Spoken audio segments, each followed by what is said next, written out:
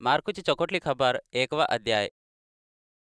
भगवंताचा लेख झालेला येशुख्रिस्तूच्या बारेतली चोकोटली खबर सुरू झाली. यशिया प्रवक्ता लिहुले पुस्तकिपा असं लिहून हाये, हदेक माझा धूत होये, यात तुझे पुढा सार करतावो, हो तुझ्यासाठी वाट तयार करते. प्रभूची वाट तयार करा, त्याच्यासाठी रस्त्यांत सीधा करा म्हणून एकला माणूस फायटनात बोमुल थाय. तव योहन माणसांले फायटनात बाप्तिजम देला.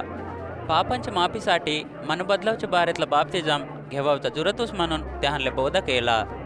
युदय देश पले समधी माणसा आणि एरुशलेम पले समधी माणसा त्याच्याजवळ गेले. आपण केले पापंत वप्तम झाले तवा तो त्याहनले योर्धन नदीपा बाप्तिजम देला. योहन उटाड्यांच्या बुरेंकून तयार केले कपड्यांत लयवचं होये, कमरेले कातडीचा पट्टा लयवचं होये, गवतातले घोड्यांता आणि रानातले मोहरू खाऊन वाचवचं होये. तो प्रचार केलेला संदेश हे होये, माझ्यातून शक्ती राहलावाला एकला माझ्या मागं येत आहे. नौकरदाराची वनी मी बागून त्याच्या वाहनांच्या वाऱ्या सोडव काही माले अर्हता नाहीता. मी तुम्हाले पाण्याप बाप्तिजम देत हाव, पनी तो तुम्हाले निरुंपक आत्मेकून बाप्तिजम देते. हे रोजंपा येसू गलिलीय प्रांतपले नजरेत पनु योहनच्या जवळ आला. तवा योहन त्याले योर्धन नदीप बाप्तिजम देला.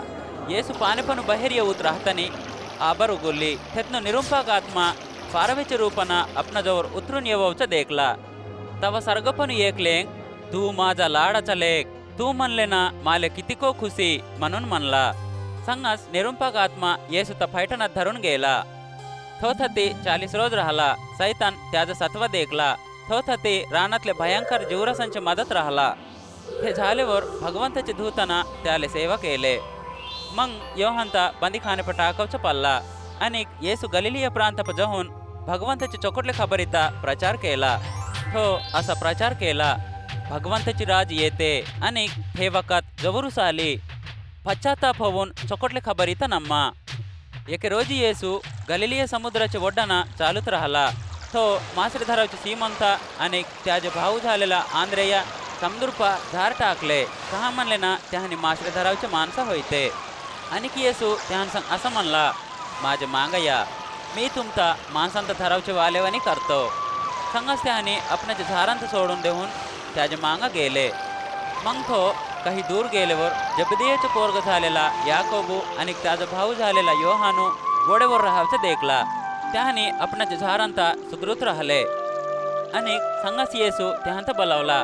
आपणाचा बाप झालेला जबदईता 36 वोडेपा आपणाच्या नौकरांसंग सोडून देऊन येसूचे मांगा गेले. तवा त्याने कपेर्नहूम मनावचे चाहरी गेले. मग आरंभीचे दिवस आल्यावर येसू युदना आराधना करावचे जागप जाऊन बोध करावचं सुरू केला. मग तो धर्मशास्त्रार्थ बोध करावचे वालेवानी नाही पण अधिकार वाल्याचे वानी बोध केला म्हणून माणसं त्याचा बोध ऐकून अवचित झाले. हेच वक्ती भूत धरलेला वाला एकला युदना मेरवच्या जागेपर राहला. तो असं जोरेनं बोमुल्ला, नजरेचा येसू, हम सांग तुले काय काम? हम तर नाश करावले आलास की? तू कोण होईसो हमले ठावास? तू भगवंताचा निरुंपाक होईस. पण येसू ते भूत डटवूत दबरे है त्याच्यापासून बाहेर ये म्हणून म्हणला. तवा ते भूत त्यात विलविल करूत जोरानं बोंबलूत त्याच्यापासून बाहेर आला. समधी कितीको अवचित झाले. हे काय होय नवबोध करताय? तो अधिकारांना वाईट आत्मेनले आज्ञा देतानी हे काही त्याले लोबडतम होत आहेत म्हणून एकसंग एकलं सांगले.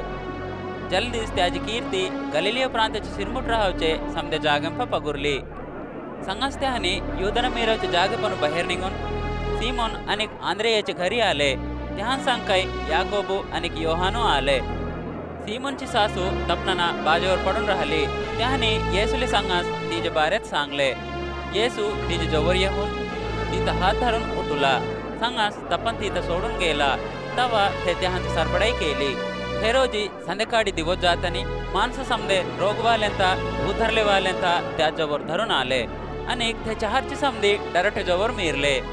आणि येसू हर एक रकमेचे गिरेंकून गोस भोगवचे कितीको जणांचा चोकट केला, कितीको भूतांता बाहेर खेदला. ते भूतांले आपण कोण होयो ठावर राहल्यासाठी तो त्याहांत बोलाव नाही दिला. येसू कोंबडा आरती आंदर राहतानीच उठून सुईने राहावच्या जागेपा जाऊन प्रार्थना केला. सीमोन आणि त्याहान संग राहावचे वाले काय येसू तर धांदरूत गेले. त्याने येसू तर देखल्यावर समधी तुझ्यासाठी धांदरूत आहेत की म्हणून त्या आता म्हणले.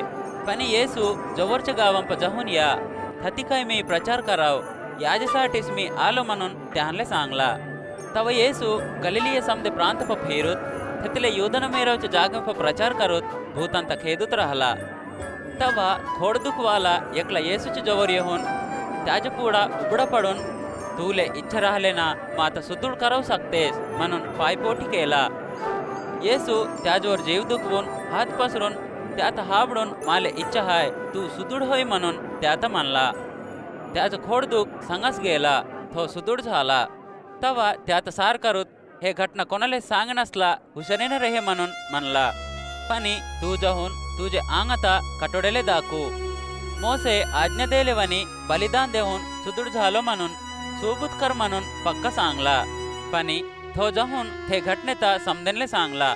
त्याच करता येसू समदी देखूत राहतानी ते चहारात धसू नाही सकला. चहाराच्या बाहेर सुईने राहायच्या जागेपा मुक्काम केला तरी पण माणसा चार अंगणू त्या जवळ आले.